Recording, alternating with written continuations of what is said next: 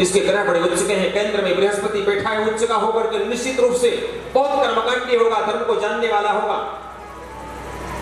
भरत जी ने कहा कि पिताजी आप चाहे जितना सोचो मैं तो मौन रहूंगा, मैं तो बोलूंगा ही नहीं। और धीरे धीरे जब बड़े हो गए, भरत जी को कहा पिताजी ने, बेटा गायत्री मंत्र याद करो। 3 महीने हो गया, भरत जी गायत्री मंत्र याद करके सुनाते नहीं। कहा अरे भैया कहां से गधा पैदा हो गया हमारे यहाँ, मेरी ज्योतिष कभी फेल नहीं होती, लेकिन इसकी विचारधाराओं से, इसकी चिंतन से जो लक्षण दिखाई देते हैं, ये तो लगता है जड़ है, मूर्ख है। इसको सोच करके पिताजी चिंतित रहने लगे। पिताजी पधार गए, माताजी पधार गई, भाभी और भाइयों के संरक्षण में भरत जी रहने लगे। लेकिन भरत जी क्या भोजन करता जानते हैं आप? भाभियां अपने पति को खिलाने के बाद जो जूठा बचता है वो भरत जी को परोस देती हैं, और भरत जी वही ठाकुर जी का प्रसाद पान के पार आ जाते हैं।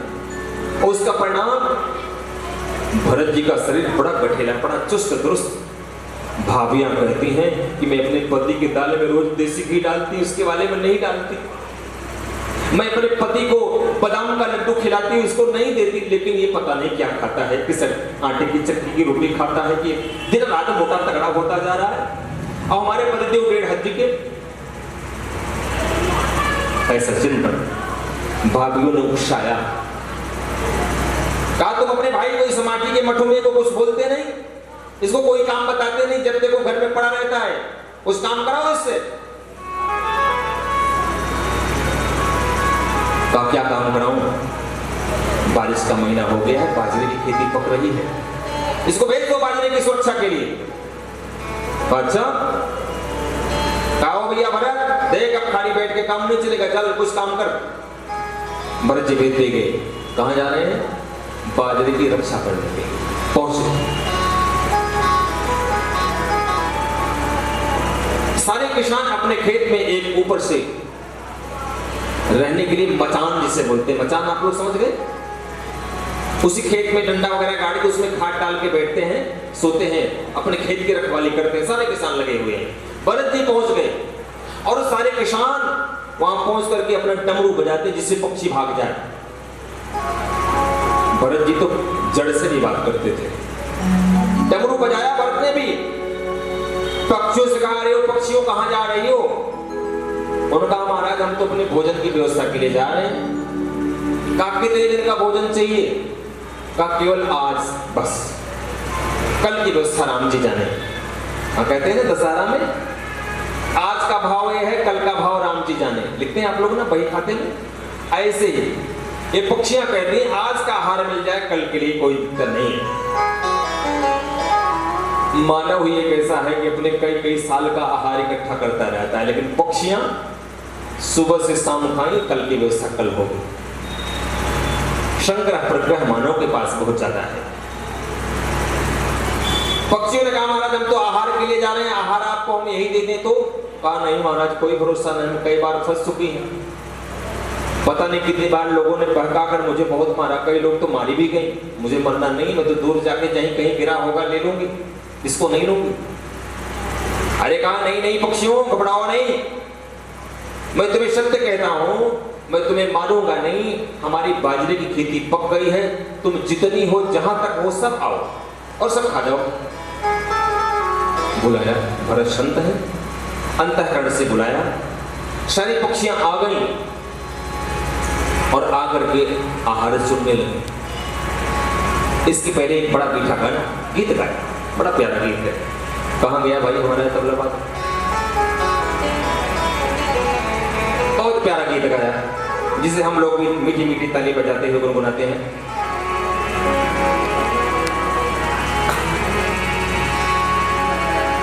राम जी की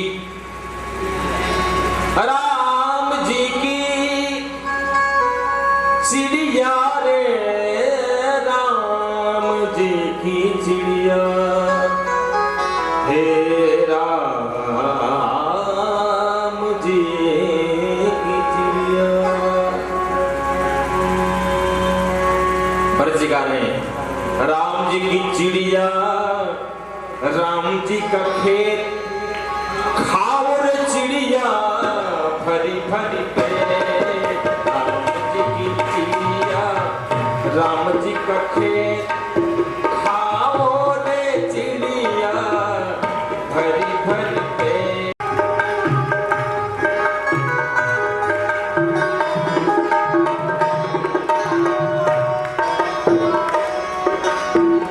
कौन की चिड़िया कौन का खेत, कौन की चिड़िया कौन कखे खाओ रे चिड़िया भरी भरी पेट। आजी राम जी की चिड़िया राम जी का खेत खाओ रे चिड़िया भरी भरी पेट। राम जी की चिड़िया राम जी का खेत खाओ रे चिड़िया भर भर के। खाओ रे चिड़िया है चिड़िया रे चिड़िया चिड़िया। हे राम राम राम जी की चिड़िया। घर वाले आए और भरत जी को डांटने लगे, और इसीलिए तुम्हें भेजा था। चले दोबारा फिर ड्यूटी लगी। बारिश के महीने में खेत की मड़बंदी करने के लिए वहां गए, कुआं खोद दिया। और कुआं खोदने के पश्चात क्या हुआ,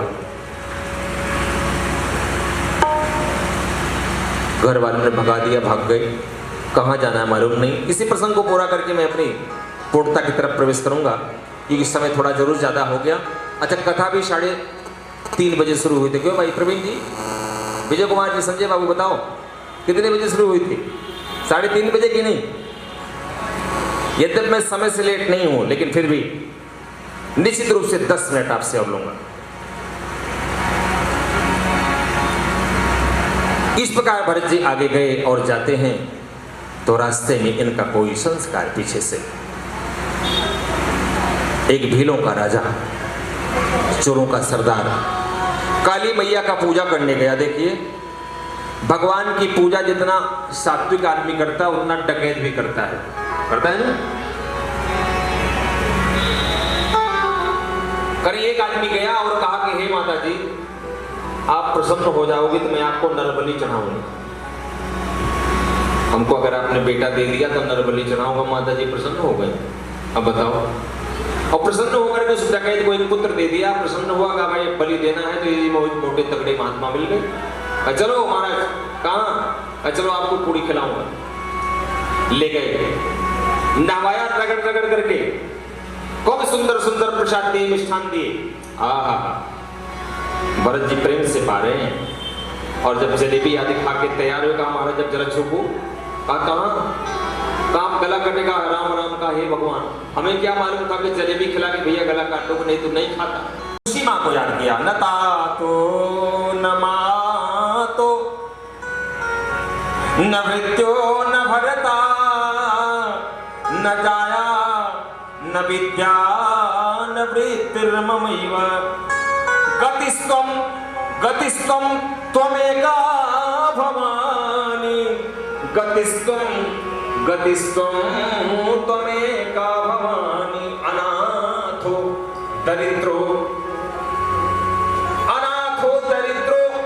कुलाचारहीन गतिस्त्वं त्वमेका भवानी। के बाहर निकल आई और निकल करके तैयार हो गई सी लपलपाती हुई। कहा बोलो पुत्र क्या चाहिए? कहा माँ कुछ नहीं चाहिए, पूछा नहीं। पहले तो उस सरदार को ही काट डाला माता जी, गेद काट दिया। कई लोग गले था, वृंदावन बिहारी लाल की गले कट गए महाराज। इन्होंने कहा कि माता जी आप शांत हो जाओ, किसी को मारो मत, इनकी बुद्धि ठीक कर दो। आगे राजा रघुगण से भी बड़ा यही हिरण जो अगले जन्म में हिरण था, यही राजा रघुगण बना। देखिए उल्टा काम हो गया, राजा प्रजा बन गया, प्रजा राजा बन गया। रघुगण बन के पालकी से जा रहा था सत्संग करने के लिए। एक दिन कहार नहीं था, किसने कहा सारी प्रजा मेरी कहार है, लाओ किसी को जोत दो। महात्मा जी की ड्यूटी लगी। महात्मा जी सावधान, चींटी भी कोई हाथ से हमसे न मर जाए। किसी की मौत का कारण मैं न बनूं, ऐसा सोचते हुए जा रहे हैं। पालकी में बैठा है, बार बार पालकी से टकराता है, चोट लग जाती है। बहुत नाराज हुआ। उसने कहा करो मैं चिकित्सा, कहा मान जाओ नहीं तो मैं बहुत बड़ी चिकित्सा करूंगा। बहुत क्रूरता से बोलने लगा। तो भरत जी ने सोचा कि अब मुझे बोलना पड़ेगा, उतर गए। कहा राजन आप किसको कह रहे हैं मारने को, किसको मारेंगे आप, शरीर को? ये शरीर अजर अमर अविनाशी नहीं है, जिसके अंदर रहता वो अजर अविनाशी से आप छू भी नहीं सकते। ऐसी शार गर्भित बातों को जब किया, सुन करके राजा रघुगण के होश के ठिकाने लग गए कि अरे कोई कहानी ऐसी आत्मी तत्व की बात नहीं कर सकता। उतर के प्रणाम किया और क्षमा मांगा। इस उपाख्यान में सुखदेव स्वामी कहते कि राजन भरत जी के चरित्र का अवलोकन, भरत जी के चरित्र की व्यवस्था बड़े बड़े योगी नहीं कर सकते। जैसे गरुड़ की तुलना कभी मक्खी से नहीं हुआ करती, इस प्रकार पंचम स्कंद को पूर्ण करते हुए ठाकुर जी ने 28 प्रकार के नरकों का भी वर्णन किया। कहा महाराज 28 प्रकार के बड़े भयानक नरक हैं। परिचित ने कहा गुरु जी देखो नरक की बात मत करो महाराज, हमको बड़ी डर लगती है। कहा देखो राजन डरने की बात नहीं है। हम जब पाप करते जैसे करें, आपका कपड़ा गंदा होता चला गया, गंदा होता चला गया, गंदा होता चला गया, इतना गंदा हो गया कि वॉशिंग मशीन भी बंद हो जा रही है धोने के लिए, पापड़ जम गए, तब क्या करोगे आप? कपड़ा फेंक दोगे? नहीं, कपड़ा कीमती है। तो क्या करेगा आप? धोबी घाट भेजेंगे। और धोबी के यहाँ जाने के बाद धुलाई कितनी बढ़िया होती है आप जानते हैं। आप फट्टे बजेंगे महाराज, बजेंगे ना, फट्टा बज करके तब आपका कपड़ा चमक जाएगा। ऐसे ही भगवान सुखदेव कहते हैं राजन ये जो धोबी घाट बनाया ठाकुर जी ने 28 प्रकार का नरक इसलिए बनाया कि जीवात्मा शुद्ध बुद्ध प्रबुद्ध हो जाए। 28 प्रकार के नरकों का वर्णन करते हुए और इस प्रकार अपनी वाणी को विश्राम, लगभग 7 बज गए हैं। शायद मैंने आज आप लोगों का आधा घंटा ज्यादा ले लिया क्या? क्यों भाई? सब श्रोताओं के लिए व्यासपीठ से बहुत बहुत मंगल कामना, शुभकामना और भगवान का एक संकीर्तन करते हुए आरती की तैयारी। क्यों भाई संजय बाबू? हो जाए भजन? समस्त श्रोताओं से भाई आप लोगों से पूछना है, एक भजन हो जाए? हाथ उठाइए, हो जाए कि नहीं हो जाए?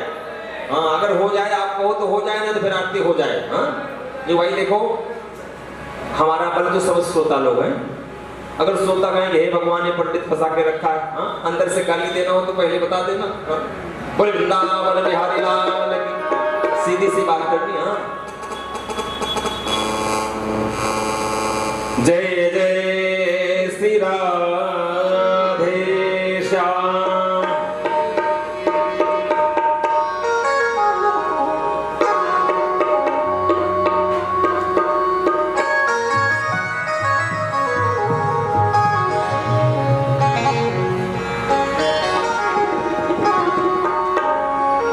लेकिन इस भजन में आपको हमारा साथ देना होगा। क्या साथ देना होगा? ताली बजानी होगी, बोलना होगा। हाँ ये भजन किससे है? राधा रानी से भजन हम लोग कर रहे हैं।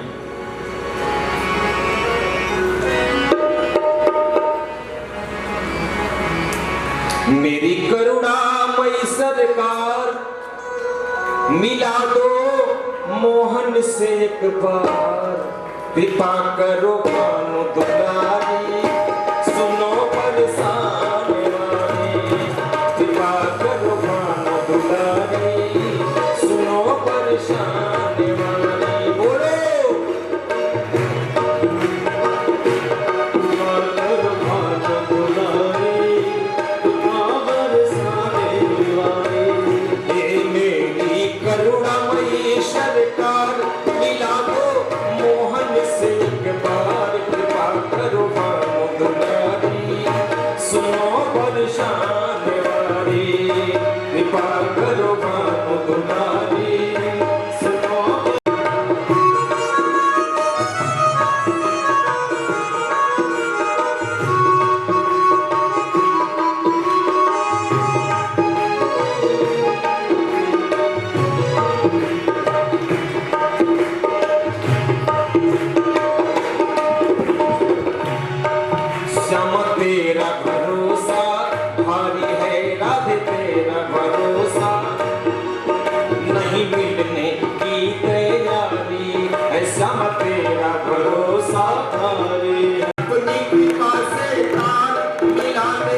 मोहन से कृपा करो भानु दुलारी, सुनो परेशान वाली, कृपा करो भानु दुलारी, सुनो परेशान वाली हो।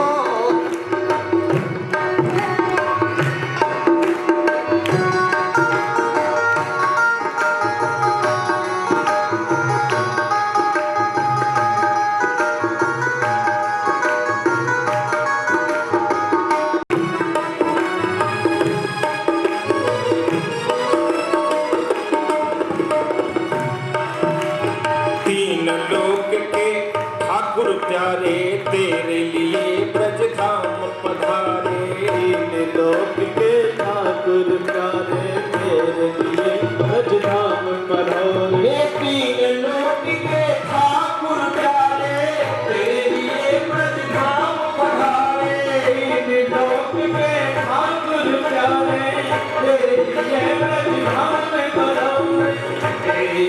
मुझे कृष्ण मिला के पार मिला दे, मोहन से प्यार सुनो परेशान, सुनो परेशान मेरी करुणामयी सरकार, मिला दो मोहन से प्यार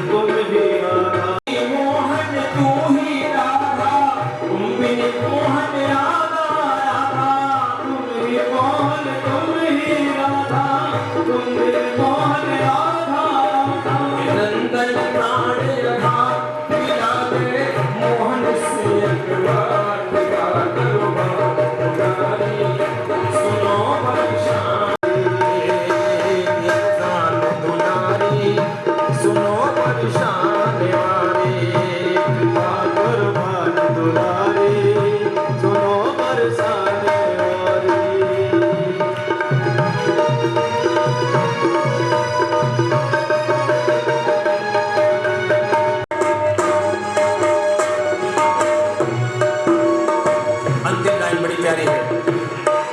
मेरा सोया भाग्य जगा देना, श्यामा सोया भाग्य जगा देना। मेरा सोया भाग्य जगा देना, श्यामा मुझको श्याम से मिला देना। मेरा सोया भाग्य जगा देना, श्यामा श्याम से मुझको मिला देना। मेरा सोया भाग्य जगा देना, श्यामा मुझको श्याम से मिला देना। सोया भाग्य जगा देना, श्यामा श्याम से मुझको मिला देना। सुनो परेशान वाली, कृपा करो भानु दुलारी, मेरी करुणामयी सरकार, मिला दो मोहन से एक बार, कृपा करो भानु दुलारी, सुनो परेशान वाली, कृपा करो भानु दुलारी, सुनो बरसाने वाली। कृपा करो भानु दुलारी, सुनो हरिवंश दुलारी, कृपा करो भानु दुलारी, सुनो हरिदास दुलारी, कृपा करो भानु दुलारी, सुनो हरिवंश दुलारी, कृपा करो भानु दुलारी, सुनो हरिदास दुलारी। बोले जय जय श्री राधे। श्रीमद्भागवत महापुराण की, सुखदेव भगवान की जय जय श्री राधे। प्रिया प्रियतम की आरती उतारो है,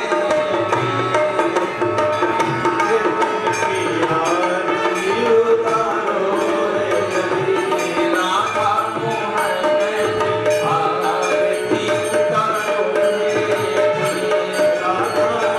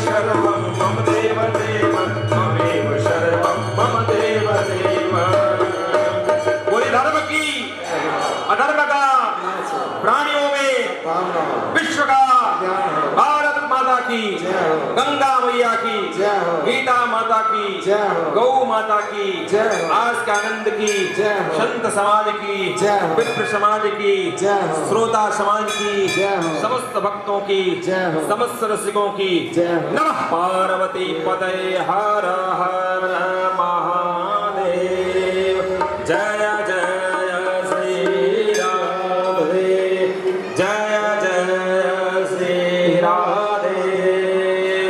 बोले सत्य सनातन धर्म की जय जय श्री राधे।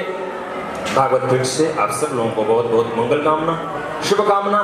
कल के उत्सव में आप सब समय से पधारे। कल का उत्सव बड़ा बहुत बढ़िया उत्सव है, बहुत आनंद के साथ खूब बधाई गाई जाएगी, बधाई बांटी जाएगी, बधाई ली जाएगी। और कल मेरा प्रयास होगा कि हमारे सुशील बाबू भी एक आज बधाई गाएं, आज नहीं अवसर मिल पाया, और सुधीर बाबू गए वो भी सुनावें।